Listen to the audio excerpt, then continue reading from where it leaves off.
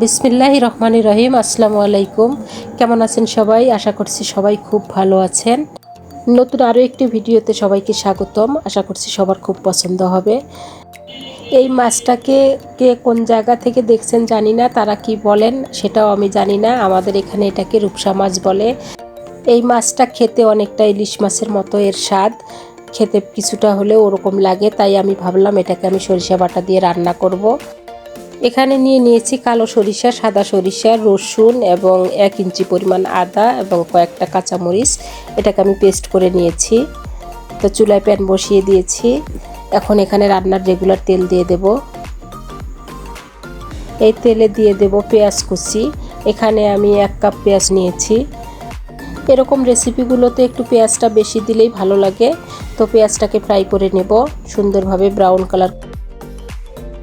পেঁয়াজটা ফ্রাই করা হয়ে গেছে। এখন এখানে অ্যাড করে দিব সরিষা পেস্ট করে রেখেছিলাম সেটা।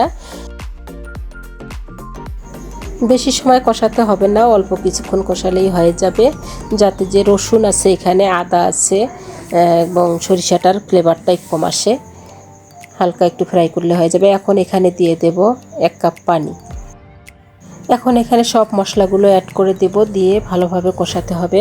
এখন এখানে দিয়ে দেব আমি হলুদ গুঁড়ো 1 টিস্পুন এবং লাল মরিচ দিয়ে দেব 1 টিস্পুন, যেহেতু কাঁচা মরিচ দিয়েছি। লবণ দিয়ে দেব স্বাদ মতো।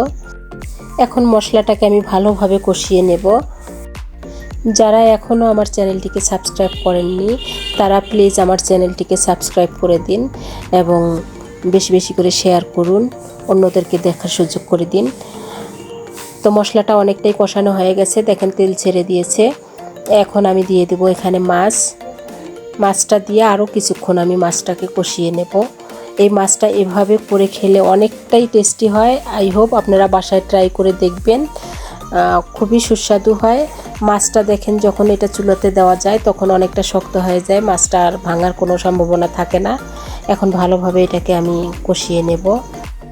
এটা বাসায় ট্রাই না করলে বুঝতে পারবেন না যে কতটা টেস্টি খাবার, একটা অনেক সুন্দর একটি খাবার। অবশ্যই বাসায় ট্রাই করবেন, ট্রাই করে দেখবেন।